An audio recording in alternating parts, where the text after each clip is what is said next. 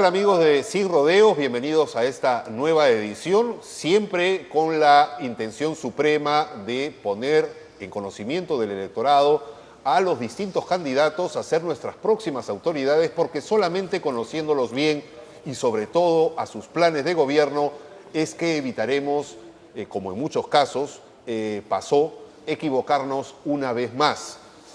Para no ser un Ancash 2, por ejemplo, tenemos que decidir bien por quién vamos a votar. Ya no estamos para lujos ni menos para equivocaciones. Hoy queremos conocer el plan de gobierno regional de Ismael Iglesias.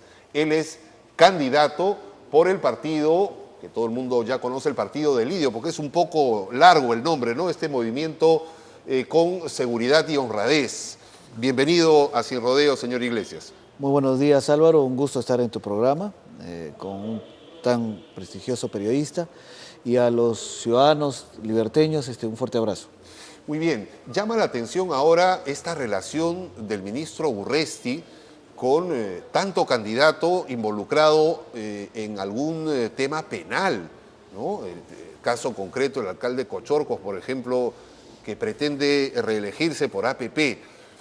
¿Tiene miedo usted de con quienes se ha rodeado en el partido de Lidio Espinosa, conociendo que en un principio, tal como dijeron los dirigentes de su movimiento, la inexperiencia les pasó la factura y en algunos casos se comprobó que habían algunos nexos con el AMPA sobre todo? Al respecto, hay que precisar dos cosas. La primera, que esos dos afiliados que tuvieron antecedentes policiales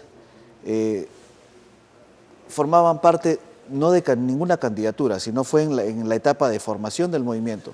Nosotros tenemos alrededor de 8.000 afiliados debidamente inscritos en el registro de organizaciones políticas del Jurado Nacional de Elecciones.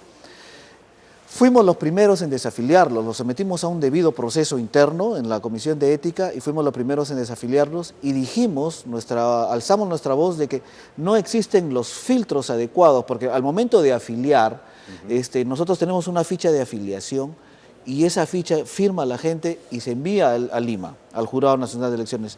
No tenemos una base de datos previa que nos permita evaluar si tienen o no antecedentes. Con esa experiencia, advertimos que eso podía pasar en todos los partidos políticos. Pero es bien fácil buscar en el Poder Judicial, ¿no es cierto?, a la hora de sacar antecedentes penales, por ejemplo. Pero ¿no? claro, ahí ya viene en el tema de la candidatura. Entonces, fíjate que después a APP, que ellos fueron los primeros que nos sacaron en su canal de televisión esa noticia. Y luego el lugarteniente del Paco, del líder de los Malditos del Triunfo, inscrito en APP.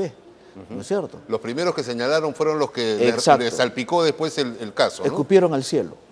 ¿No es cierto? ¿Qué pasó con nuestras candidaturas? Nosotros no tenemos ningún procesado por narcotráfico o corrupción, ni que ha estado sentenciado o investigado. A todos nuestros candidatos, a alcaldes, a consejeros regionales, presidente o vicepresidente, regidores, ¿no?, se les ha pedido, dentro del file, les hemos pedido su certificado, pues, ¿no?, antecedentes policiales, penales, judiciales, SUNAT y Infocorp.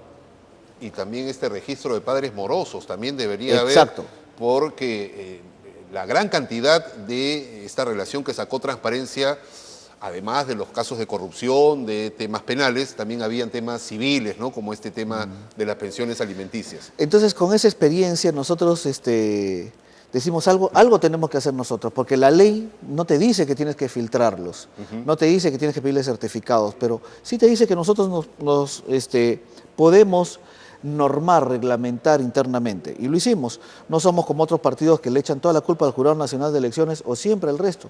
No. Bueno, ¿qué hacemos si el Jurado Nacional de Elecciones no pone filtro? ¿Nos cruzamos de brazos y esperamos que ellos los filtren? No, porque ya vienen estas candidaturas, por ejemplo, narcocandidaturas, ¿no? En nuestro caso no se ha presentado ninguna.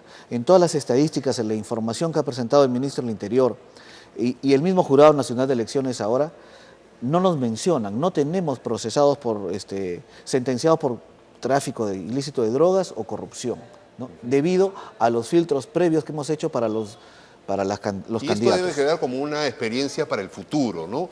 No es necesario que la autoridad me diga lo que tengo que hacer, sino que más bien yo lo hago de motu propio Y además que eso contribuye a una lavada de cara, a elevar la imagen de un movimiento político que quiere presentarse como una alternativa transparente. Y además de eso está la decisión, no la voluntad, la decisión de cambiar las cosas. Nuestras autoridades regionales siempre han dicho, el tema de Salaberry no me compete porque Salaberry es un puerto nacional, le compete al Ministerio de Transportes y Comunicaciones, ¿no? El tema de los bloqueadores del penal El Milagro, no me compete porque el INPE está inscrito al Ministerio de Justicia, ¿no? Entonces, ¿para qué está la autoridad ahí? Entonces, ¿para qué está sentado de presidente regional o de alcalde provincial? ¿Para qué eres presidente del Comité de Seguridad Ciudadana? Entonces, estas renuncias, que el movimiento es nuevo, pero ya viene a presentarse gente que está descontenta. ¿Por qué? Porque nosotros no permitimos que nadie venga a hacer lo que se le dé la gana. Nosotros tenemos que dar el ejemplo en el cumplimiento de la ley. Este señor Pedro Holguín quiso que ingresar toda su lista. Él ganó las elecciones internas en Moche y quiso que sus 7 candidatos a regidores sean los que se inscriben al Jurado Nacional de Elecciones, cuando la ley establece la cifra repartidora en aquellas elecciones internas donde se presentan 2 o más listas. Moche ha sido el único distrito donde nosotros no hemos presentado lista única, el único distrito con 2 listas. Entonces, él gana las elecciones internas. Lo que la ley establece es que la cifra repartidora, de acuerdo a los porcentajes de votos, va a ¿Cómo ocurre en las elecciones el municipales? alcalde, claro, el alcalde, en este caso le correspondía a él 4 regidores y 3 de la lista perdedora. Bueno, este señor quería que vayan los 7 de su lista ganadora, pues, ¿no? Y está llorando por la herida. Claro, y nosotros le dijimos, eso no procede, pues, no procede, no podemos atentar contra el derecho de los 3 de la lista perdedora que deben ingresar. Incluso le dice que usted ha trabajado con Vladimiro Montesinos. ¿Usted va a tomar alguna acción? Porque me imagino que no debe ser cierto. Por supuesto que no. Yo en la Fuerza Aérea, menos mal que somos pocos oficiales, todos nos conocemos. Yo he trabajado 25 años en esta querida institución para mí, que aún todavía me late el pecho cuando hablo de ella. Y somos conocidos todos, ¿no? Muy a mi pesar yo me fui de baja y a pesar de mis jefes también. He tenido una trayectoria limpia, he tenido 2 condecoraciones, he sido segundo en mi promoción y mis trabajos han sido totalmente limpios. Tengo algo de 63 felicitaciones a lo largo de mi carrera, concursos en el extranjero, etc. Y me he dedicado a la inteligencia aeroespacial. No he tenido un curso de imágenes satelitales en Francia. No a la inteligencia del CIN. No, obviamente, nunca he trabajado en el CIN y siempre he trabajado dentro de mi institución, ¿no? Entonces esto no amerita, yo realmente lo doy por algo que no me preocupa, no quiero perder, el león no puede voltear la cabeza cada vez que los perros ladren, el león tiene que seguir hasta su presa final, ¿no es cierto?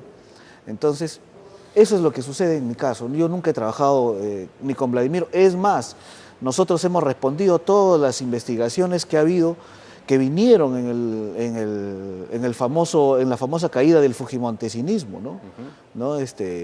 Y fueron 2, 3 personas de la institución que colaboraron con Montesinos y que resolvieron sus problemas con el Poder Judicial y que si están sentenciadas es problema de ellos para lo que se metieron. Y ya que hablamos de temas de la Fuerza Aérea, temas de navegación aérea, ¿qué piensa hacer dentro de su plan de gobierno respecto al aeropuerto Martínez Pinillos? Hay muchos vuelos que se pierden, lamentablemente, porque no se cuenta con el equipo suficiente y parece que no hay la mínima intención tampoco para que se cuenten en breve, para que los aviones puedan aterrizar en situaciones de poca visibilidad. Sabemos que hay neblina que siempre está en Huanchaco, el microclima ha cambiado por Chavimochi, que es evidente, pero no se ha hecho nada para subsanar este tema. ¿Cuál es su planteamiento? El aeropuerto de Huanchaco tiene su principal problema efectivamente la neblina y la nubosidad por su cercanía al mar. Necesita un mayor sistema instrumental de aterrizaje que por sus siglas en inglés se le conoce como el ILS. Dependiendo si queremos ponerle con radar o no. Un radar aproximadamente debe estar entre unos 40 o 50 millones de dólares, ¿no? ¿Eso sería impagable para el presupuesto regional? No. Lo que pasa es que el sistema de aeropuertos pertenece a Corpac, y Corpac es una OPD, un organismo público descentralizado adscrito al sector transportes y comunicaciones. Entonces, pero sí se puede. Tenemos que hacer el perfil de inversión pública y trabajar. Y el gobierno regional no se ha tomado la molestia de hacerlo todavía. No, claro que no. Se seguirán perdiendo vuelos y no importa. Claro, por ejemplo, todo el espárrago de la agroexportación, de la segunda etapa de Chavimochique, desde Virú hasta Moche, desde Chao hasta Moche, sale por el Jorge Chávez. ¿No es cierto? El espárrago se tiene que ir en avión porque su tiempo de post cosecha es muy corto. Y eso encarece obviamente Exacto. el flete, ¿no es cierto? Entonces, tiene que haber se tiene que convocar, por ejemplo, a estas empresas agroexportadoras. Decirle, mira, tenemos este estudio. Pueden haber estas famosas obras por impuestos también. Exacto. Acá, ¿no? Y es una obra que les va a convenir a estas agroexportadoras. Realmente el procedimiento de obras por impuestos tiene que atender a la necesidad justamente de esa empresa que invierta en algo que después le va a facilitar, le va a convenir. Y el Estado peruano, en este caso el gobierno regional, tiene que hacer esas obras que sabe que van a mejorar la calidad de vida y va a buscar un desarrollo socioeconómico sostenible y sustentado en el tiempo, ¿no? Muy bien. Muy bien, continuamos con este interesante diálogo con Ismael Iglesias. Hablábamos del tema educativo, vamos rápidamente antes que el tiempo nos gane con este tema tan preocupante, recurrente además de todos los años, de las huelgas en el sector médico. ¿Qué hacer para solucionar este problema? Hay ahora una discusión casi bizantina respecto a la reinversión que hay que hacer, la tercerización en el hospital regional. Pero no es el único caso. El Hospital Belén también ha sido declarado en emergencia innumerables veces, cosa que finalmente es una declaración retórica porque no sirve de nada. La calamidad continúa, sobre todo para el paciente. ¿Qué propone usted en su eventual gobierno regional? El sector salud es un sector muy importante que requiere una especial atención. La salud es un derecho de todos los ciudadanos y la salud pública como tal se debe mantener con eficiencia, con resultados, hay que exigirle. Nosotros estamos en contra de la privatización, es decir, así como está. Tercerizar no es privatizar tampoco, ¿no? Pero hay un tema ahí, por ejemplo, dice que están con el tema de vigilancia y el tema de cocina, ok, pero si ves bien el proyecto, dice, luego viene el tema de diagnóstico, o sea, laboratorio, y luego viene el tema de farmacia. Entonces, ahí hay chancho frito. Ahí hay chancho frito porque detrás de eso hay muchos intereses. O sea, te lo presentan muy bonito, ¿no? Que sí, que vamos a mejorar el servicio, etcétera, etcétera. Pues bien, eso, además de que lo más seguro es que haya uña larga y haya una componenda detrás de eso, perjudica al más pobre.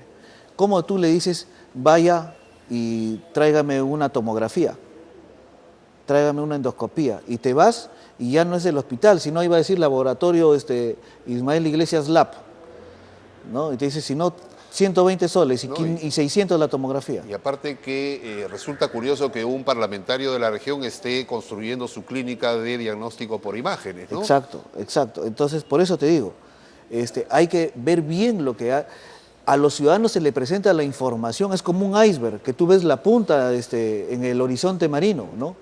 Pero si metes tu cabeza debajo del agua, vas a ver todo el cerro que hay debajo, ¿no? Toda esa base. Y ahí es donde tienes que apuntar, ver bien. ¿Y cómo hacer para que los médicos no estén constantemente en huelga? Estamos hablando de la infraestructura, pero lo importante acá y fundamental es el personal calificado. Igual, la misma situación de los colegios, todos en los hospitales de la ciudad, pero nadie en los centros médicos del interior. Es que hay una desatención también al gremio médico. No se conversa con el gremio médico. Hay que tratar de solucionar. Pero se puede conversar cuando ellos mismos se quejan de que hay intransigencia, cuando la ministra dice más bien que los intransigentes son los médicos, que no dan su brazo a torcer. Es un diálogo de sordos. Claro, pero alguien tiene que poner la autoridad, uno. Y la autoridad no significa ser prepotente. La autoridad significa saber escuchar, aplicar la norma en función a resultados y trabajar eficientemente. Hay muchos médicos que son muy buenos, ¿no? Tienen un expertise excelente. Hay otros, seguramente, que son también pésimos. Hay otros que cumplen un horario y hay otros que no. En el hospital regional hay muchos que a las 12 del día terminan su última atención y llegan a las 9. Porque los espera su consultorio particular. Y a las 10 se van a la cafetería, efectivamente, y en la tarde su consultorio particular. Y ganan un sueldo completo, como gana una enfermera o como gana un profesor o uno de oficina, ¿no? Entonces, todas esas cosas hay que arreglarlas. Pero principalmente tiene que haber un diálogo permanente. tiene que haber un diálogo permanente y ese gerente regional de salud tiene que estar en todos los hospitales. Acá hay un problema de gestión, hay un problema de personas. Todos los gerentes, primero, uno, que trabajan aisladamente. Yo tengo información que, por ejemplo, el gobierno regional, las gerencias no se reúnen una vez a la semana ni una vez al mes, ¿no? Rara vez lo hacen al año, ¿me entiendes? Entonces no hay políticas transversales. Un gobierno regional tiene un centro de planeamiento estratégico que se llama el CERPLAN. Ese centro de planeamiento es el que establece los objetivos, las estrategias y las acciones inmediatas a hacer. La última fase de ese proceso de planeamiento para mejorar la calidad de vida es el presupuesto, ¿no? Entonces, por eso te digo, ni un sol debe estar enmarcado fuera de todo ese proceso de planeamiento. Si yo quiero, por ejemplo, tener como un objetivo claro al final de mi gestión, tener toda la libertad intercomunicada, ¿no? Vías de comunicación. No, ese gerente de transportes, ese gerente de obras e infraestructura no puede invertir nada que no esté enmarcado en ese objetivo, ¿no es cierto? Pero no hay. Y CERPLAN debería dar el visto bueno antes de autorizar, por ejemplo, el giro de cualquier cheque, ¿no es cierto? Pero eso no se da. Y tú como presidente regional tienes que decirle, obras, ¿cómo va esto? Transportes, ¿cómo va esto? Y todos que escuchen, estos son los plazos, esto es, ¿qué has hecho esta semana? ¿Cuál es el avance? ¿No? Y el liderar eso, hay cosas que no están a nivel de la región, que están a nivel nacional, pero hay que irse pues con su laptop y su maletincito a Lima, ¿no? Y tocar las puertas y no regresar. Y si no me hacen caso, salir a la prensa. ¿Cuál es su planteamiento respecto a los programas sociales? Infinidad de denuncias en techo propio, infinidad de denuncias en la calidad en la que llegan los desayunos a Cunamás y a otros tipos Caliwarma. De Caliwarma, por ejemplo, y también a las coimas que se les piden a muchos ancianos y personas de la tercera edad, adultos mayores, para poder incluirlos en la pensión 65. Sí. O sea, hay muy buena intención en el papel, en el discurso del presidente, pero en la práctica estos programas sociales están dando evidencias de que la PU salta por diferentes partes, no solamente aquí en La Libertad, sino a nivel nacional. ¿Cuál es su planteamiento? Uno, o hay una complicidad de la autoridad, ¿no? O hay una complacencia y una total falta de supervisión, ¿no? En segundo lugar, todos estos programas sociales son esfuerzos aislados, que no solucionan. Tú recibes Caliwarma, pensión 65, el de allá mi riego, el otro techo propio, etc. Pero ninguno de ellos te soluciona tu problema de pobreza. Y la pobreza tampoco está a regalarle todo, ¿no? El tema consiste en que a cada individuo estos programas sociales tienen que estar integrados. Tú te vas a la sierra y vas a encontrar, en uno vas a encontrar este programa techo propio, en otro Caliwarma, en otro distrito otro. Y escuché yo al ingeniero Murgia decir que se había dado en Cochorcos 3.000 títulos de propiedad. Yo hace 4 años fui a preguntar cuándo quería titular mis tierras en Cascas. Estamos en Cochorcos, me dijeron.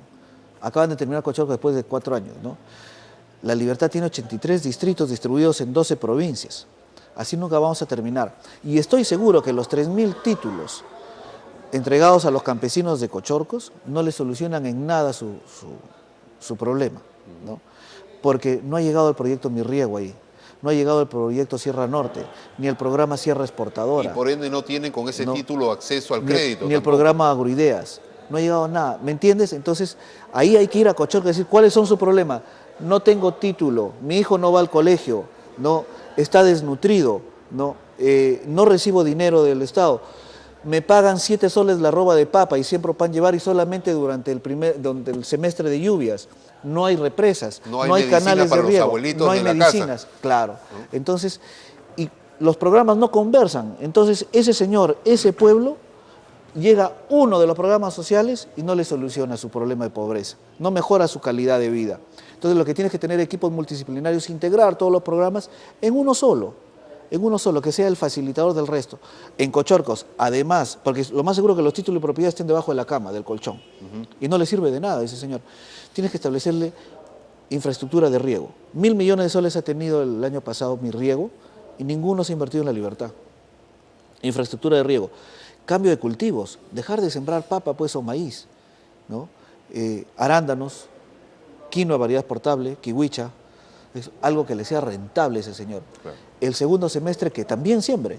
El 75% del lande liberteño es agricultor, ¿no? Programa de mejoramiento genético. Su vaquita criolla, ¿no?, que le da 3 litros diarios de leche cuando está en gestación, debería producirle 10 si es que le haces un programa de mejoramiento genético con razas productoras de leche, ¿no?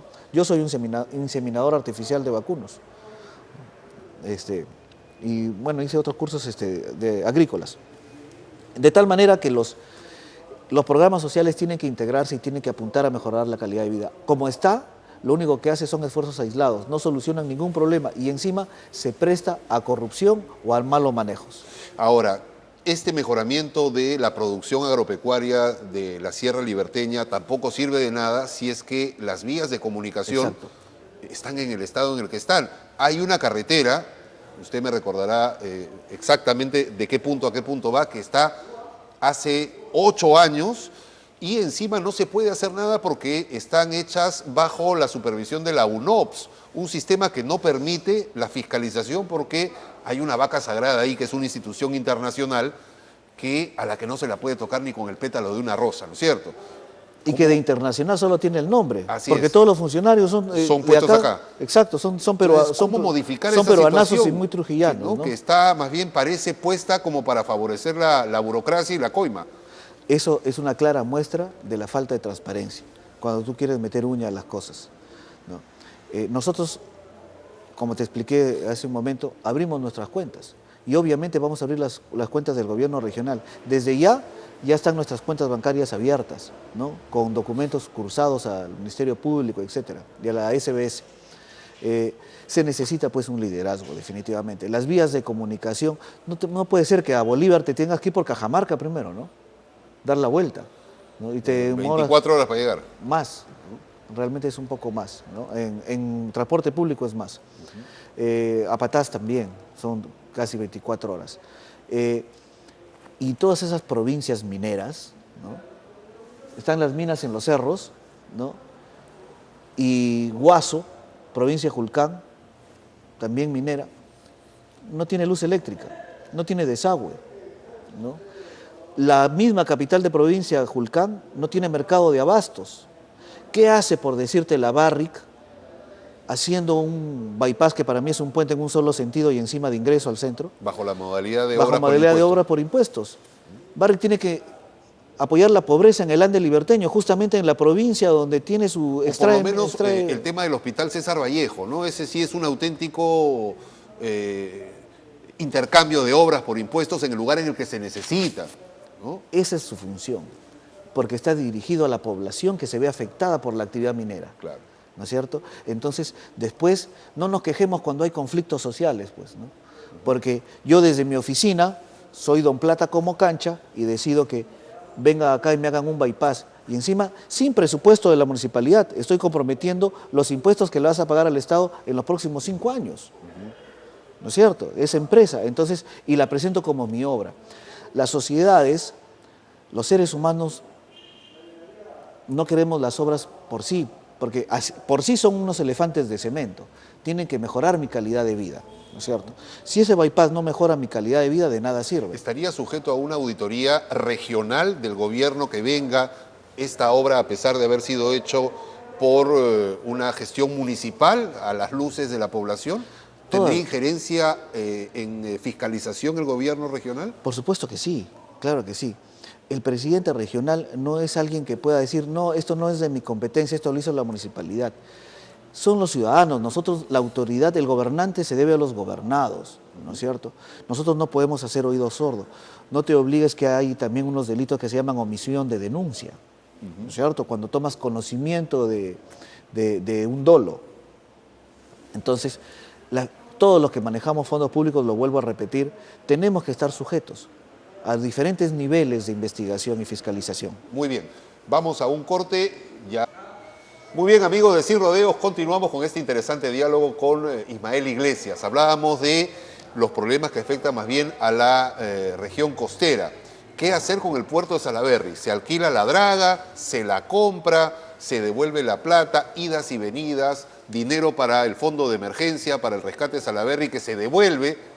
Bueno, no sabemos ya en qué va a acabar este tema. Es parte de la ineficiencia de los gobiernos del Estado de no poder solucionar los problemas. En el tema de Salaberry no se da el proceso natural que se debe dar en una playa, que con la pleamar llega la arena se ha y con la interrumpido bajamar. con el bolón, Exacto, con el retenedor, bolón, ¿no? muy bien.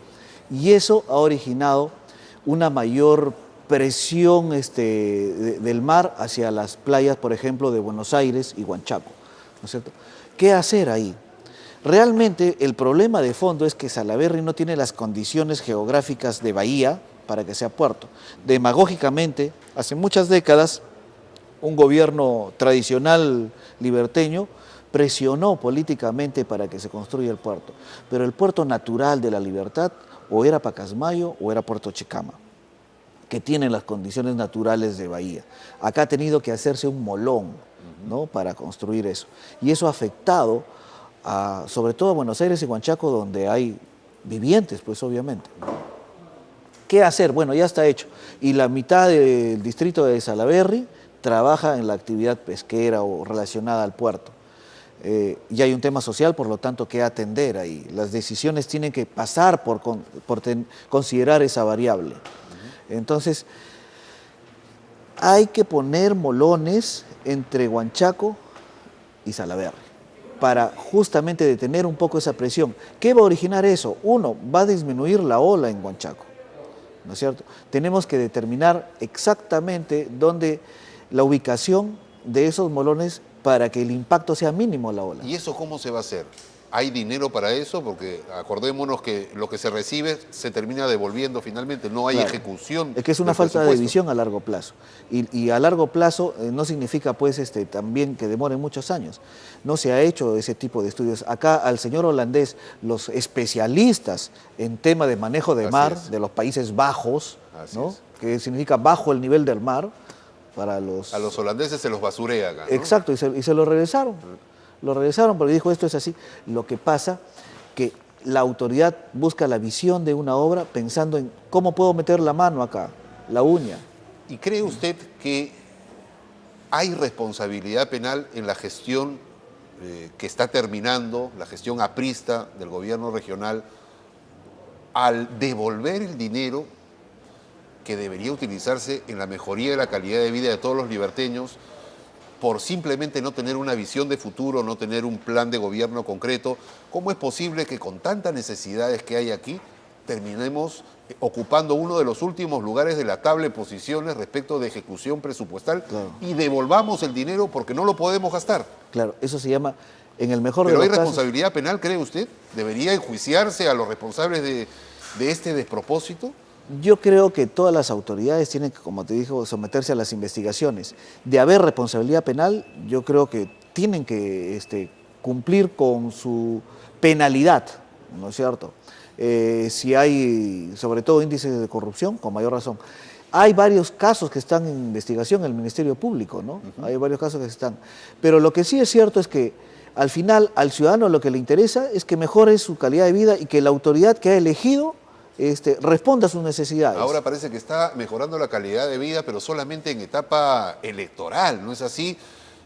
Hay canastitas, hay dádivas que estamos viendo que en épocas que no son electorales no existen. Claro. Ahora, por arte de magia, aparecen.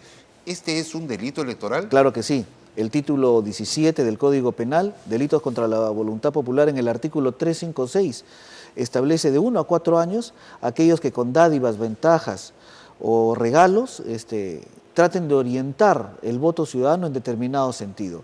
Pero, como siempre, no pasa nada acá. Las autoridades no hacen nada y van a archivar lo más probable. ¿Y por qué cree usted? ¿Hay algún tipo de componenda, yo creo que acá en la arreglo con el Ministerio Público, tal como aparentemente ocurre con la red de corrupción del gobierno regional de Ancash? No lo digo yo. Los ciudadanos dicen que el principal problema en La Libertad y en Trujillo es la delincuencia y la corrupción, ¿no es cierto? Entonces, hay corrupción en la policía, hay corrupción en el Poder Judicial, hay corrupción en el Ministerio Público, hay corrupción en la municipalidad provincial, hay corrupción en el gobierno regional. Esas cosas tienen que investigarse. Ese tema... Si usted llega al gobierno regional, ¿reabriría, por ejemplo, estas investigaciones que parecen haberse estancado? Por supuesto. Por ejemplo, el del video famoso de Plata como Cancha, en donde se dice que va a entregarse 5.000 soles a cada colegio y 3.000 soles a cada comedor popular, y ahí ya tenemos 100.000 votos. Ahí ese es uno de los botones nada más que hay que investigar y que el Ministerio Público y el Poder Judicial se hacen de la vista gorda. Todos nos damos cuenta de eso y ellos son los únicos que no se dan cuenta. Acá en este país o en Trujillo, en esta región, puede haber alguien que diga, los de mi universidad todos van a ser contratados por la municipalidad provincial, todos los egresados, ¿no? ¿Y qué pasa con los egresados de las otras universidades? Esa sola frase es un claro índice de corrupción, ¿no es cierto? Porque no está permitido por la ley. Todos tenemos igualdad de oportunidades, pero no pasa nada, pues, ¿no? Hay plata como cancha. Muy bien, ¿hay algunas denuncias que les han llegado respecto a cómo se estaría manejando la intención de voto para las próximas elecciones? Sobre todo esto porque también Teresita Bravo ha hablado un poco acerca de suave con el anforazo que se viene, ¿no? Se lo pregunto porque si a ustedes también les han llegado indicios de esta naturaleza. Lo que pasa es que nos han llegado informaciones de que se estaría comprando encuestas. Se estaría comprando encuestas para inflar considerablemente los porcentajes de elección, de tal manera que no parezca extraño la compra de votos, ¿no? Se estaría comprando votos a 50 soles, se estaría pagando a cada personero por mesa ganada 300 soles. ¿Cómo se podría comprar un voto a 50 soles? Ingresan a la cámara secreta, con su celular le toman fotografía al símbolo que marcan por el partido que estaría pagando, luego van al partido y cobran, enseñan la fotografía, ¿no?, con la X marcada sobre el símbolo. Bueno, increíble cómo llega la astucia, ¿no?, para dirigirla hacia el mal, ¿no?, cuando debería precisamente convocarse a estos talentos que piensan así a hacer un mejor plan de gobierno para eliminar, entre otras cosas, la Pero en las corrupción. redes sociales he visto que ya los jóvenes, sobre todo, nosotros apostamos mucho por los jóvenes, que son los menos corruptos y que se dan cuenta de esto, piensan que los jóvenes son gente a quien la pueden manejar fácilmente, pero son realmente los generadores del cambio.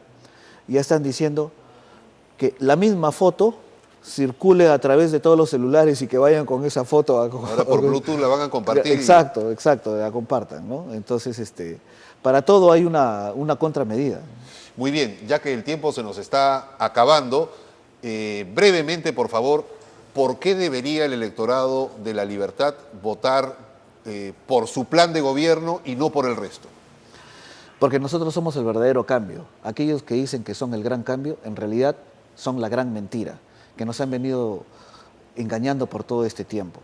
Una sola cosa, por ejemplo, para mencionarla, el tema de la delincuencia. El penal El Milagro es el principal centro de extorsión de Trujillo. El presidente regional que lidera el Comité de Seguridad, el Comité Regional de Seguridad Ciudadana, nunca ha ido con su comité a pasar revista a ese penal. El alcalde nunca ha ido con su comité provincial a pasar revista a ese penal. Bueno, si el propio Ollantumala ya no preside las reuniones del Consejo de Seguridad Nacional. Por eso es una cuestión de liderazgo, es una cuestión de personas. Los ciudadanos tienen que pensar bien su voto, racionalizar. Con nuestro voto estamos, en algunos casos, eternizando nuestro atraso y nuestra pobreza. No nos dejemos comprar por regalos, ¿no? Pensemos que el desarrollo está en función autoridades, primero, honradas, y dos, sencillas, que estén con el pueblo, no soberbias y no gente que hace obras por decisiones egocéntricas o personales, en función a intereses millonarios. Finalmente, nuestro movimiento es nuevo en política, pero representa toda una esperanza. No solamente es una buena opción técnica, porque tenemos todo un plan de gobierno interesante, con equipos técnicos de excelentes profesionales, sino porque ya somos un sentimiento de no a la corrupción, de mano dura con la delincuencia y un corazón grande con la gente pobre. Este 5 de octubre, amigos ciudadanos, debemos votar por la E, la E de Lidio Espinosa, que significa la E del ejemplo, la E de la eficiencia y sobre todo la E de la esperanza. No nos dejemos engañar más. ¿Cree usted que se está forjando silenciosa pero notoriamente un movimiento de indignación, no solamente en La Libertad, sino a nivel nacional, precisamente por las características que hemos venido hablando de nuestros gobiernos? Efectivamente. Ya, por ejemplo, en Chimbote hay un movimiento de indignación ahí, que está siendo liderada por Fiorella Nolasco. ¿No? Pero es también un poco peligroso, ¿no? Un poco como que puede también provocar algún desborde popular. Hay que, desde el gobierno central, manejar con pinzas socialmente estos temas. Fiorella está presentándose para consejera, tengo Así entendido, ¿no es cierto? Ella tiene un hartazgo de eso. Ella advirtió lo que iba a pasar ahora. Tuvieron que matar a su papá, tuvieron que matar a su hermano, tuvieron que matar al fiscal, ¿no? En el caso Álvarez allá, para que realmente el gobierno y el Poder Judicial, el Ministerio Público y la Fiscalía reaccione, la policía reaccione, ¿no? ¿Cree usted que finalmente, en dos segundos, La Libertad podría seguir el curso tristemente célebre de Ancash? Claro que sí. Nosotros lo venimos advirtiendo desde hace tiempo. Nosotros estamos en una democracia, no en una plutocracia. Los millones no hacen la dignidad de las personas. Las campañas millonarias son una cachetada al pobre. Realmente los ciudadanos lo que tenemos que hacer es justamente identificar esos pseudo liderazgos, porque detrás de eso hay muchísimos intereses, muchísimos intereses. Ya lo dicen los expertos, que hay lavado de activos, hay narcocandidatos, etcétera, etcétera. Entonces, ya cuando el río suena es porque piedras trae. Muy bien, señor Iglesias, ha sido un gusto dialogar con usted. Espero que no sea la última ocasión en que lo hagamos y conforme haya mayores temas de coyuntura, la invitación sigue cordialmente establecida para usted. Muchas gracias, Álvaro. Me he sentido muy cómodo, sobre todo con un periodista de tu calidad. Muchísimas gracias, al contrario, el gusto ha sido mío. Y con ustedes, amigos, solamente queda agradecerles por la atención que han prestado a este espacio. Nos encontramos mañana, como siempre, a la misma hora. Y gracias al Canal 4 de Huamachuco por su sintonía también.